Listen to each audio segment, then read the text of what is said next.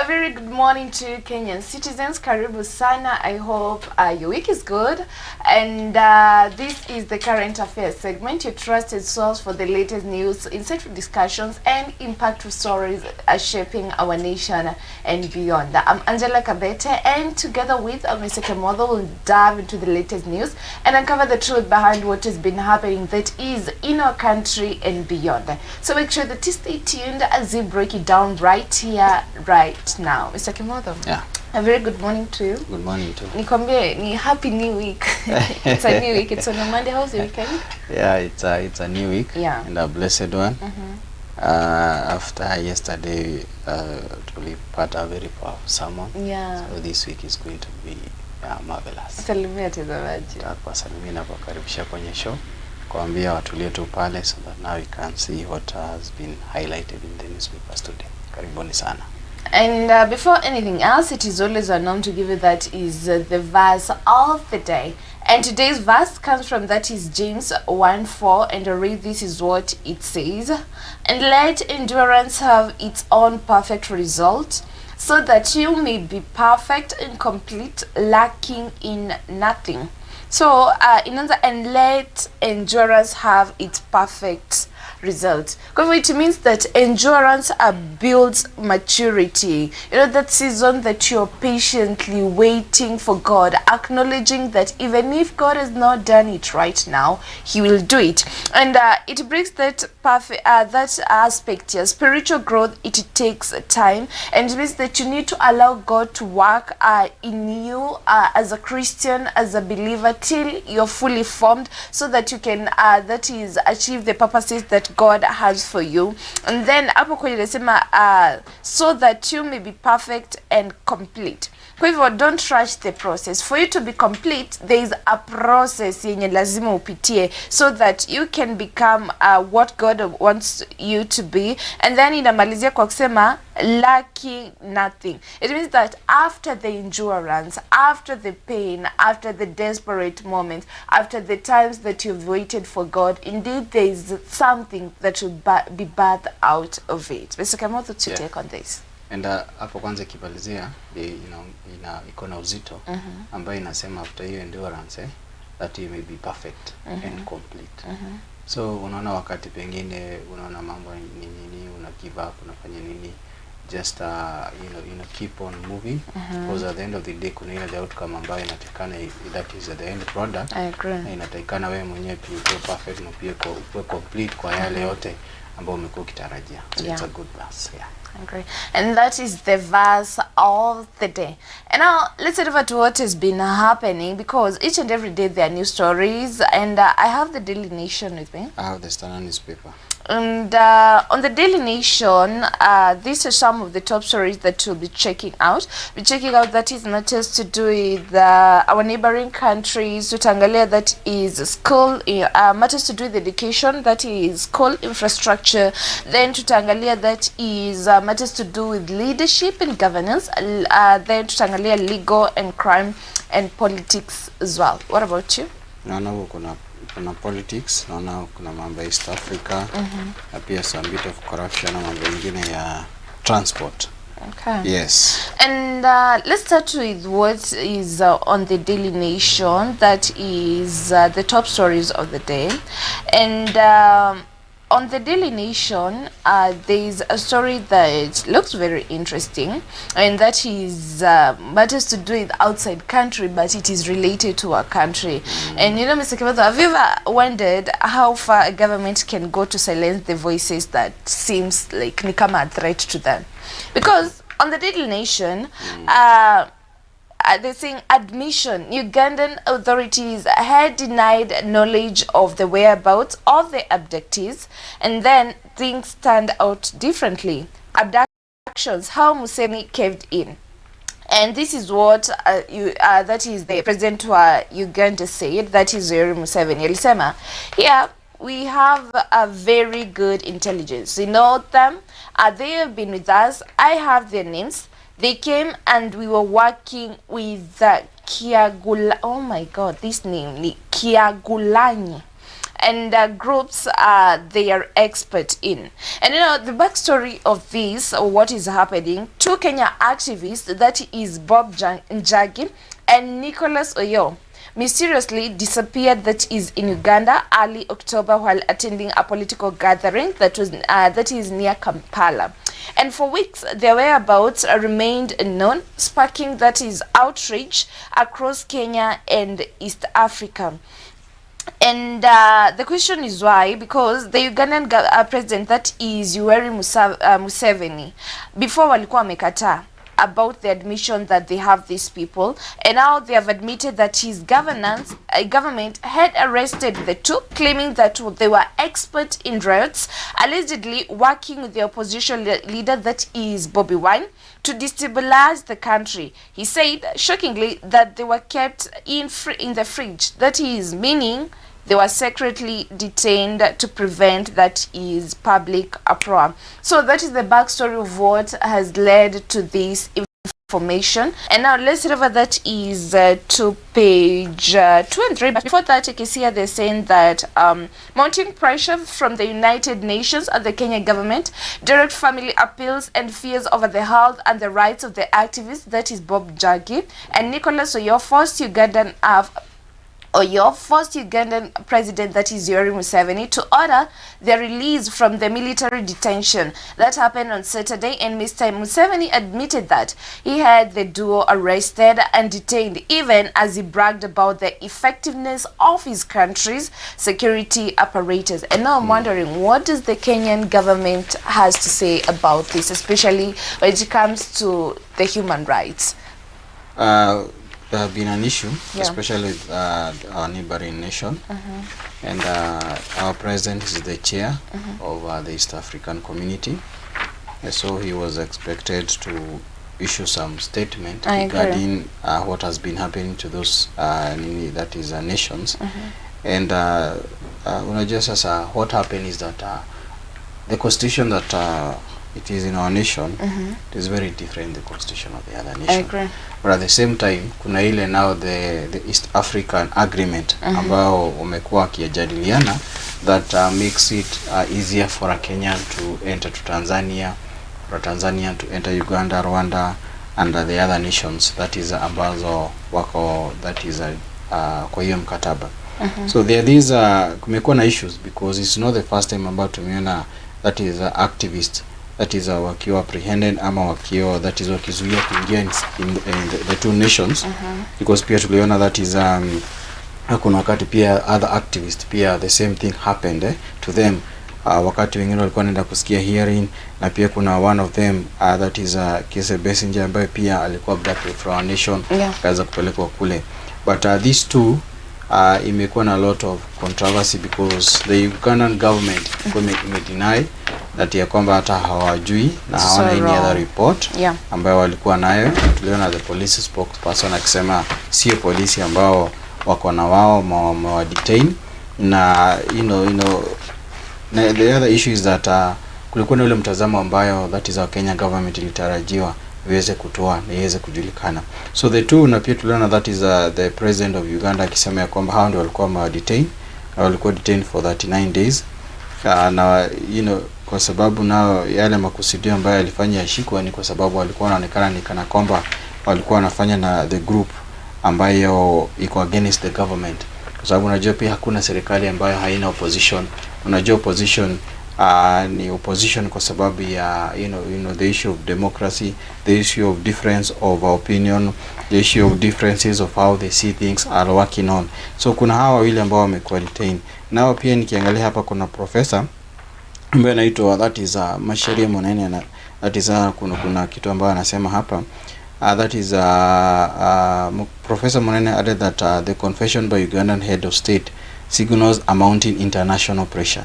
It appears as if there has been some pressure from somewhere on Museveni, and it is probably not just from Kenya because it's an international issue for Museveni to come out and tell people to release those people.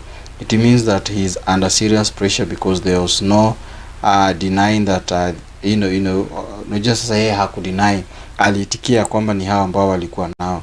So also now according now to the that is a Professor Monene, pia anasema that is our president, that is our Kenyan president, that is has gone amemute, na hakuna statement ambayo imetolewa pale, na this is painting a picture of government that has failed to defend its citizens.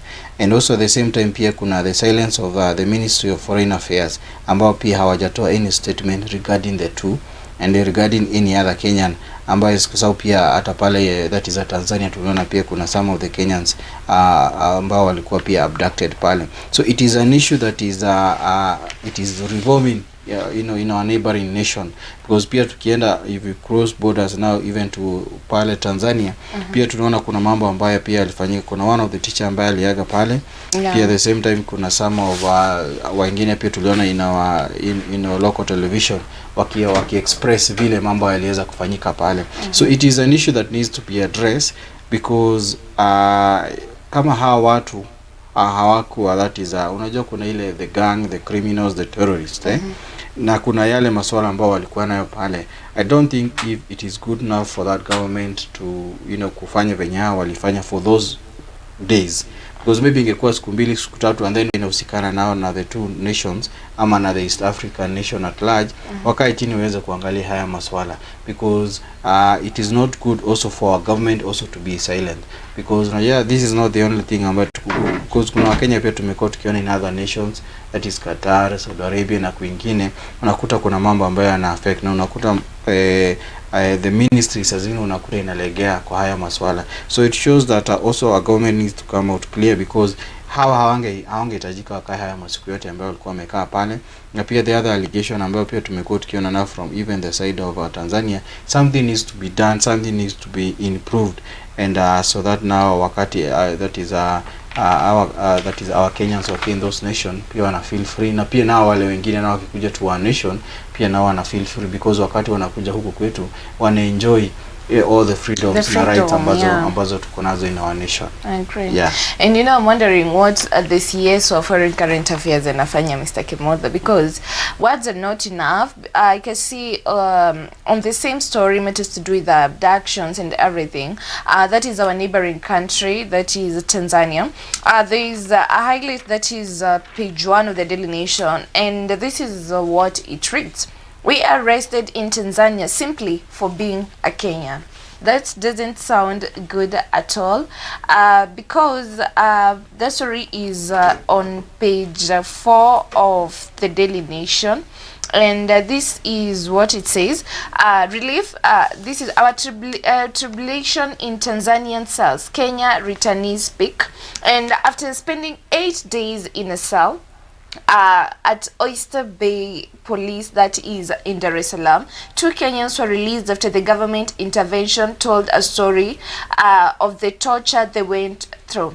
And there's a lot of things that there are a lot of things that Mekwa mentioned up. They were not given food, they were tortured, and now Kenyans are worried about that is their mental health. It doesn't sound like a good thing at all. And basically it's because they feel like the people who are outside the people who are coming from the neighboring nation, they're interfering with the peace that is in their country.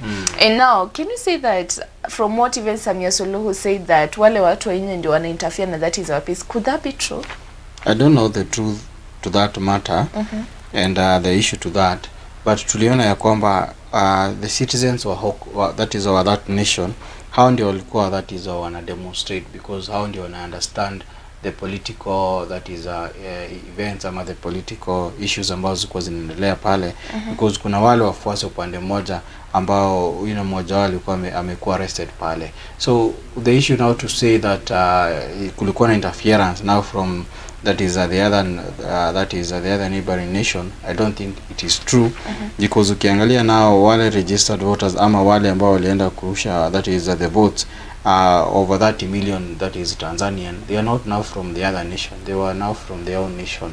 So every decision ama kulingana na vile kulikuwa, it is a decision ambayo ilikuwa nao imefanya na the citizens of that nation. So hii nayo ilikuwa tu ni an excuse just maybe ya kufanya ama kupata ile liwe ya kufanya kitu fulani pengine ambayo amekuwa kitazamia, because this is not the first time, especially now Kenyans wamekuwa affected, because pia kuna another time that is that tulikuwa tumeona the minister wa huko, pia kuna another issue alikuwa ametoa ambayo ilikuwa ina affect wana biashara ambao huwa wanafanya kazi pale na work permit na mambo yale mengine ambayo yako pale. So the issue now to say that kulikuwa na interference from people now from the other neighboring nation, na tumekuwa tukiona in fact wengi ambao wamekuwa abducted wanasema kwamba ukipatikana pale ukiona ni Mkenya, by default tu unawekwa tu pale na unakuwa detained. So we don't know how many Kenyans ambao maybe that is wamejipata kwa this situation, but we need the Ministry of Foreign Affairs to come out clearly to defend Kenyans, because if they are coming to our nation and enjoy everything that is being said, everything that is here, just because huku kwetu tuko na ile democracy way of doing things, the same way now pia wakienda kule they're supposed to be treated also with respect. I agree on that, because you saw that is last week the CS of Foreign Affairs, that is Musalia Mudavadi, they had a meeting with the Tanzanian diplomats, and the only statement that alisema is protect our people. I don't think that is enough. I love to know, it feels like they came the last minute. Where were they? That is from October 29th, since the election, because Kenyans have been complaining. And you know, the impact of what is happening, that is to Kenyans in Tanzania, in a letter that is matters to do with trust and regional trust when it comes to the EAC, that is the East African Principles, and the East Africa Integration Promises, that is free movement and protection of citizens' rights. And incidents like this, they are challenging that ideal. And also it a letter issues to do with that is rights and legal concerns when it comes to those people, because of being arrested unfairly, even with that without following the due process that is supposed to be followed. So I hope something will be done about this, and also yache kuinterfere na matters to do with because in a letter the cross-border tension to those people who want to go to Tanzania. Yeah. You have to those people who want to go to Tanzania. So I hope something will be done about it, because tuliona that is a report was released last week, that when it comes to the marketing that is done between, that is in Tanzania and Kenya, we usually get approximately, that is 99 billion yearly, because of that interrelation in marketing. So I don't know if that will be affected. Definitely affected, because now people will be scared to invest in those two nations. Na pia utakuta ya kwamba that is the relation ambayo ilikuwa pale, that is itaweza kupungua kidogo, because unajua pia the same thing is being inaonekana pia with the other international investors wanaangalia pale. Unakuta ya kwamba that is any time about tuna election, unakuta kuna wale investors who wana pull off kidogo. So definitely kutakuwa na hiyo, that is deficit ambayo itaonekana pale in terms of economic issues, because watu wengi watakuwa scared of, watu wengi sasa wataanza kuangalia now what is now the way forward until kuweza kusettle, because now sasa until now kuweza kusettle kuna yale mambo ambayo yanaendelea now in that government. Kuna tumeona that is pia kuna other opposition leaders bado wanazidi kuwa arrested, so inaonekana bado hakujatulia vizuri, and so until now maybe mambo isettle kidogo, definitely kutakuwa na ile that is a shake up kidogo, because when it comes now to the economic issues, because watu wanaogopa, because hata kama kuna mtu alikuwa anapeleka anafanya biashara yake pale na anaangalia yale mambo ambayo yanafanyika, itabidi kwanza hiyo mtu aweze kupull off kidogo. But at the same time is that the people's rights needs to be respected. I agree. And the human that is alive also need to be respected. And also it also high time that the Ministry of Foreign Affairs now to come that just easy on some of the issues, because for example kama ingekuwa ni huyu minister, kama ingekuwa ni one of the related person ama mtoto wake ndiye amekuwa affected na hiyo kitu, ni pressure gani ambayo angeweza kuweka pale. So it is also high time that we should also now see that the ministry is coming out clearly to be able now to defend our people, the way we have been seeing other nations defending their people, coming out clearly even to issue statement na that is na kualert watu wao ambao wako pale, because the same thing they could have done, wange alert that is watu wetu ambao wako pale waambie due to the intelligence ambayo tuko nayo, don't do this and this and this and this, na pengine ingesaidia hata pengine hawa activists, because kama hawa the two ni marafiki na one of the person ambaye ako pale, na pengine na huyo the person ambaye ni marafiki na yeye ako against the government ambayo the government of the day kwa hiyo nation. So something needs to be done, So as a lot of improvements need now to be done also, and also pia na ile strength that is ya kuweza kudefend our people should be done vizuri sana. Yeah, I agree. And away from that, you have something else that is on the standard that we can check out? Kuna issue that is naona hapa, the anti-corruption wametoa na it is related now to some of the counties issues ambazo zimekuwa pale, and the Ethic and Anti-Corruption Commission, that is a CEO Abdi Mohamed ambayo ninaona amekuwa highlighted hapa, wanasema 445 millions amount in Kenya shillings that the Ethic and Anti-Corruption Commission says ambayo imekuwa ikiangalia expenditure by the Isolo County Government. This includes that is a grant and payments of 247 million, expenditure of goods and services. Pia naona hapo amehela that is a 47 million and acquisition of assets, na pia kuna another one ambayo naona hapo pia amesema 64.7 million. So ukiangalia hapa that is bado kuna the issue of corruption ambayo bado inazidi kuangaziwa na bado inazidi kuonekana in some of these counties, because sasa ukiangalia sasa kama hawa kuna ile mambo ambayo wanaangalia hapa, kuna investigations ambazo zimekuwa zikiendelea. So hapa bado naona bado wakisema ya kwamba kuna pia county government of Kisumu made an ineligible payment of legal fees of 137.6 million, that is to one company advocates, that is to kwa sababu ya kesi fulani ambayo iko pale high court. So this is a lot of money, na zingine zinakuwa so much exaggerated.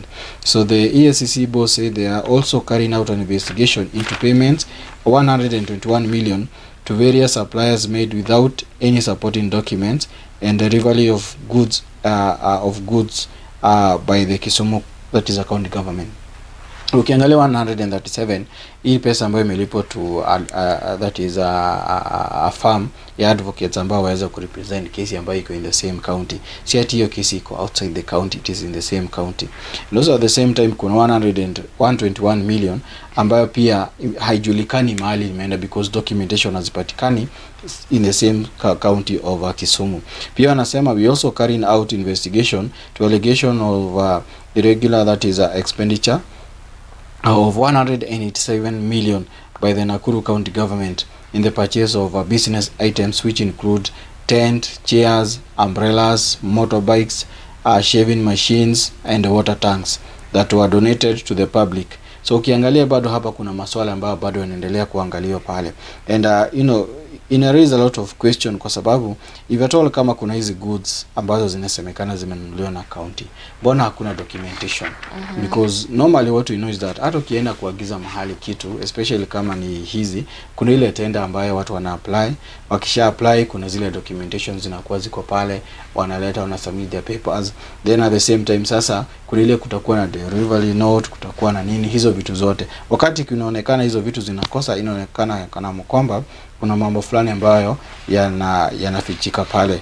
Pia nikiangalia pia also nao wanasema the EACC is also carrying out an inquiry on allegations of 105 million was illegally paid to a contractor in respect to the proposed upgrading of that is Eldoret 64 Stadium in the financial year 2020-2023. So ukiangalia hiyo ni mambo, hizi ni pesa mingi sana ambazo zimepotea pale, na ukiangalia zile jinsi ambazo zimeweza kupotea ni mambo ambayo in fact hata yanakera sana, kwa sababu nakuta the same county governments hazina madawa kwa hospitalini zao. The same county governments ukipa nini, that is kwa masuala ya ICD, unakuta bado pale kuna issue ambazo ziko pale, bado kuna issue na mambo ya basari, and yet bado unaona the same time kuna hizi pesa ambazo unaona zimeweza kupotea. For example pia ukiangalia hapa that is uko Homa Bay, that is ninaona that is wakisema that is bado wana investigation allegations of that is fees illegal, that is licensing fund bank account amounting to 110 million in Homa Bay, that is from the period of 2015 to 2016. So haya pia ni masuala ambayo yalifanywa na other former government that is governors, na pia kuna masuala ambayo pia bado yanaendelea pale ambayo pia yana investigate na the current governors ambao kwa ukiangalia pia hapa Narok unaona the same thing wamefanya. Isiolo vile ambavyo tumesoma, tukiangalia hapo unaona bado kuna masuala ambayo yameanza kuangalia hapa. Bado tukiangalia Kitui tunaona bado kuna maswala na allegations ambazo that is wanaweza kufanya. Tukiangalia hapa Bomet, tunaona at the same time kuna allegations ambazo ziko hapa. So the issue is unakuta now the EACC after wamefanya all this investigation, unakuta nao wale ambao pia nao wanafaa sasa waendelee na prosecution, unakuta bado hapa kuna issue, because tuliona kuna some of the cases involve some of the former governors ambazo zinaendelea. Tunaona kuna other governors tuliona that is some of their properties zikiweza kuchukuliwa ndio ziweze sasa kulipa na waweze kurudisha zile pesa ambazo zilipotea zikiwa mikononi mwao. So it shows you that kuna issue ambayo imekuwa ikiendelea pale, and the issue of corruption ni kitu ambayo inafaa kuwa addressed ili that is pesa ziweze kutumika vile ambavyo inafaa. Yes. Okay. And away from that, let's shift our focus that is in the education sector. And page 6 of the Daily Nation, they say that education delegates have cited inadequate laboratories, workshops, and ICT facilities as the major obstacles at the moment. And that's why the teachers, they say teachers sound the alarm over schools infrastructure. Yet we can hear the government is saying that they're investing billions to fix them. So we don't understand what is being fixed here. And they want the government to act swiftly to ensure smooth transition to the senior school. And that's why over 15,000 primary school heads, they will be meeting that is in Mombasa.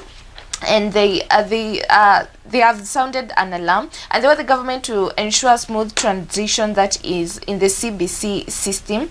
And in addition to that, I can see they say that capture chairman Ford Ali said they have limited funding and predictability of uneven teacher deployment, and the gaps in retooling teachers in specialized areas continue to hinder progress. He also called for stronger parental engagement in learners profiling and pathway choices. And Akasema that we are grappling with serious infrastructure and staffing gaps, especially in marginalized regions.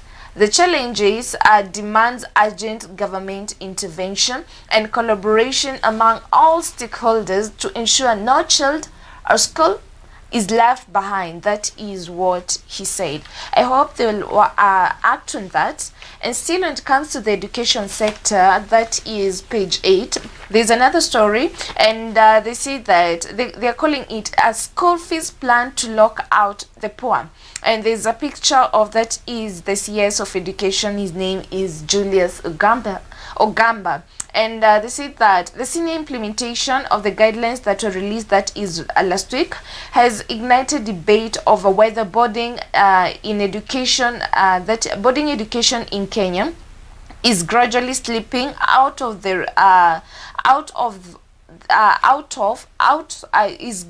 slipping out of reach for the poor families.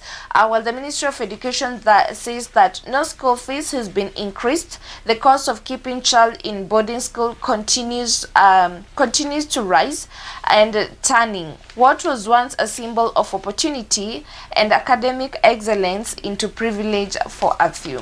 Even if they say nothing has risen when it comes to the school fees, Mr. Kimotho, don't forget kuna prices ya uniform, kuna prices ya vitabu. The other things that they're not considering, right? Yeah. So hiyo ni kitu wanafaa angalia, because hiyo yote yule mtu ambaye ina affect bado pana ni mzazi.